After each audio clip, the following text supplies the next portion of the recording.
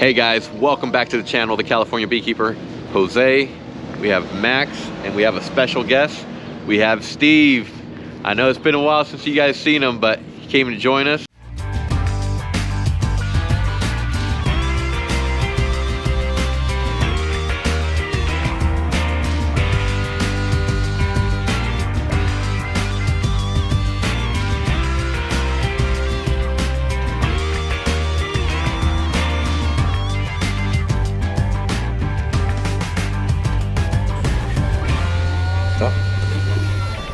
Cut.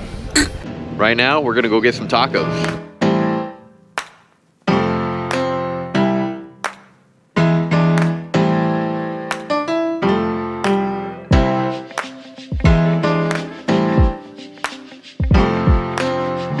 California. All right. What you get, Steve? Vitamin C. I'll show you how to wham a California burrito. Well, we just finished our food. We're heading over to the almond. The almond orchard? To the almond orchard. Let's go, guys. All right, let's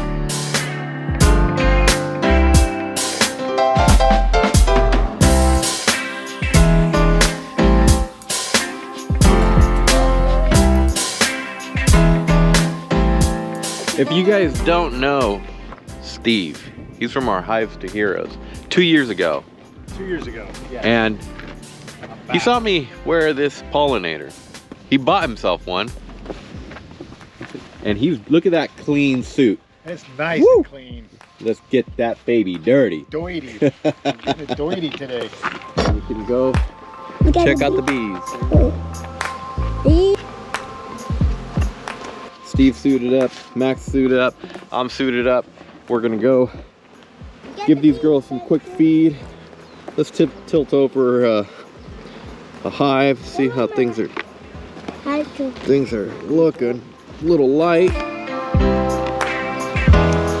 B-town business, Matt. So, Dad, why don't you glove them?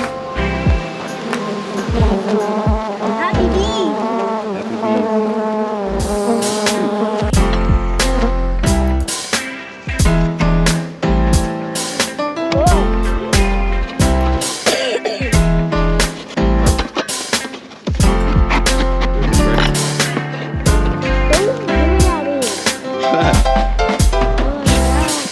in your mouth. Work a little.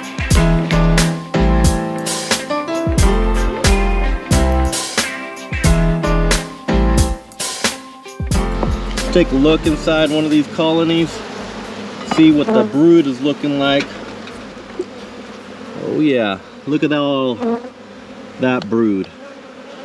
Looking good. Let's take a look deeper in here.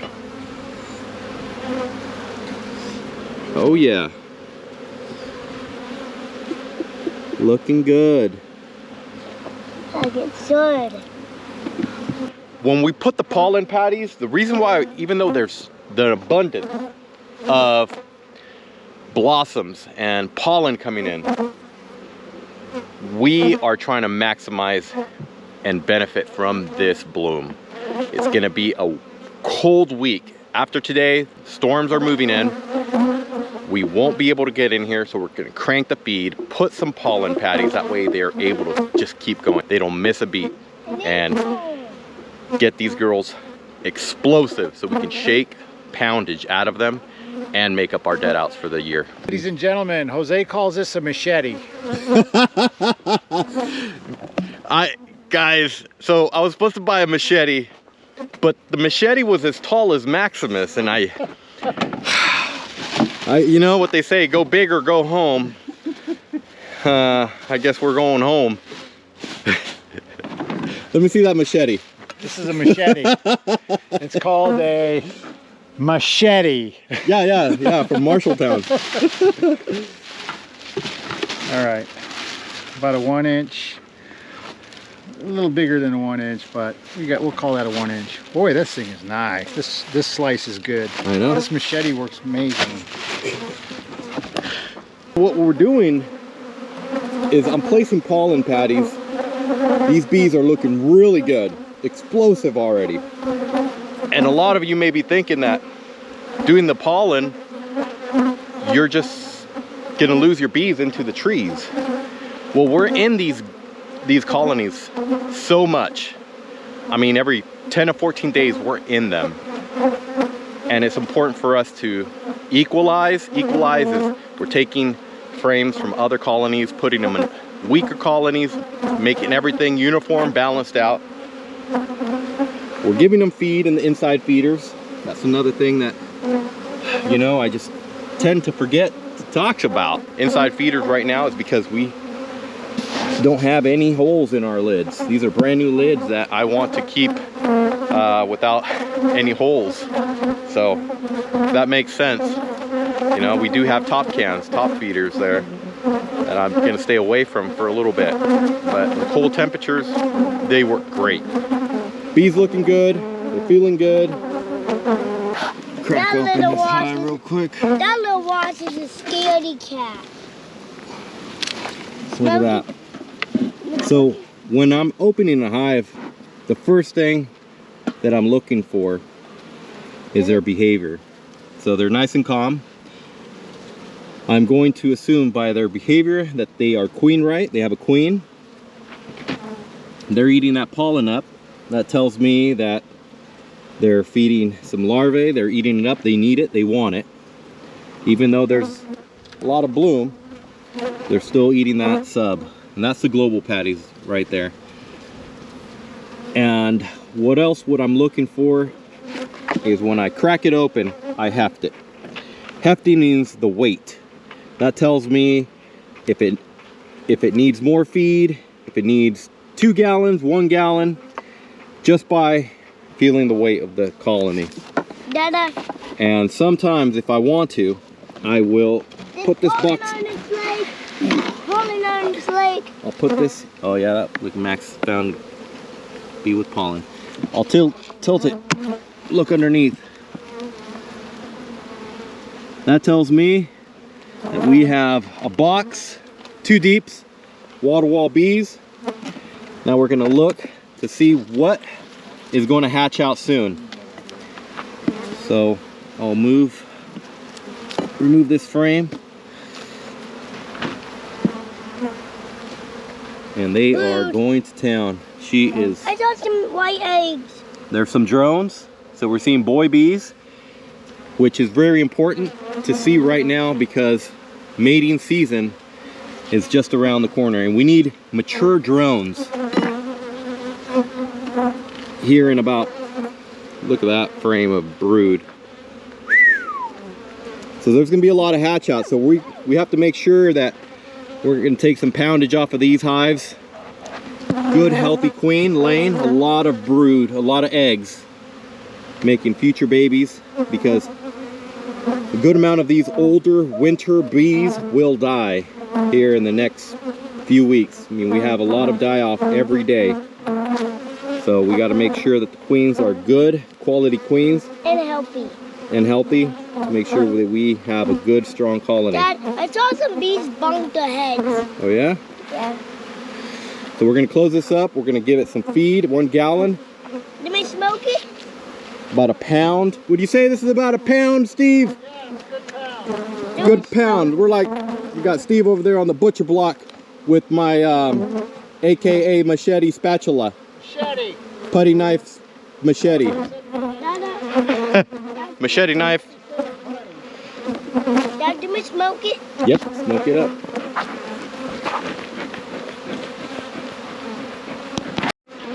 So I was talking about the drones. It's important that we start seeing drones now because by the time it reaches maturity, it's 45 days. That's like, that's over a month. And that's when we need the flight, the mating flight to be happening is in about a month. We are going to have to push back our grafting day because we need to make sure that you just can't rush science. If we don't have drones now, being developed now, it's going to be poor mating flight. There's not going to be enough mature drone stock out there to be able to mate.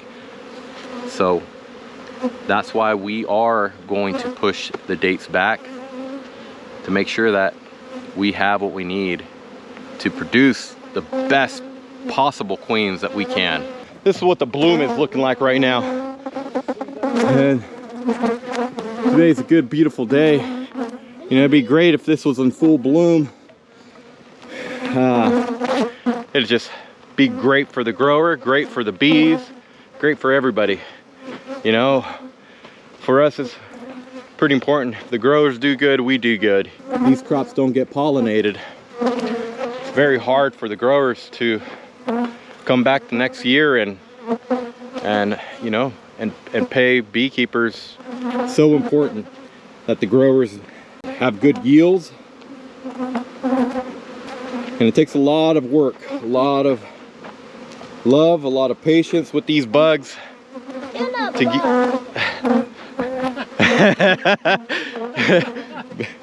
What are they? Bees. They're bees. So it takes a lot of work for us to get to the girls to this point. So when they win, we win.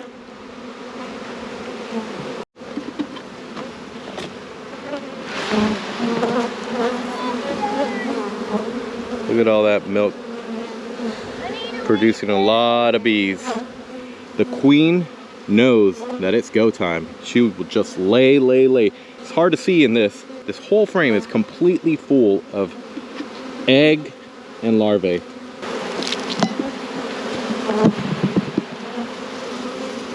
Look at all that pollen. Incredible. Happy bees come from California.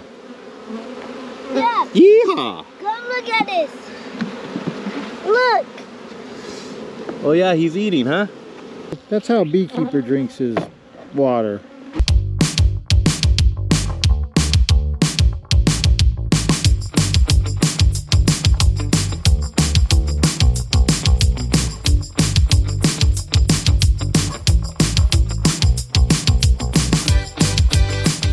This is how comfortable Steve is now being around bees.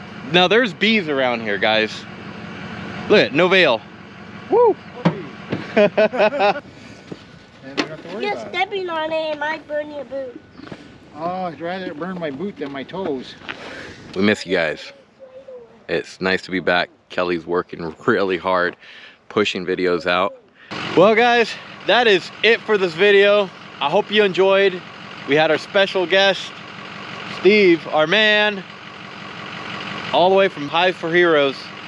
If you guys don't know about the program, we'll drop a link down below. If you're a veteran, sign up. Yes. It's a great program. Steve loves it. It's a great program. It helps you with therapy. Trust me, guys. Come out and find a mentor through Hives for Heroes, and they'll hook you up. Steve and his group will hook you up with a mentor, and you'll be out here enjoying the beautiful nature and what our bees do to our community. Oh yeah. Max, anything else?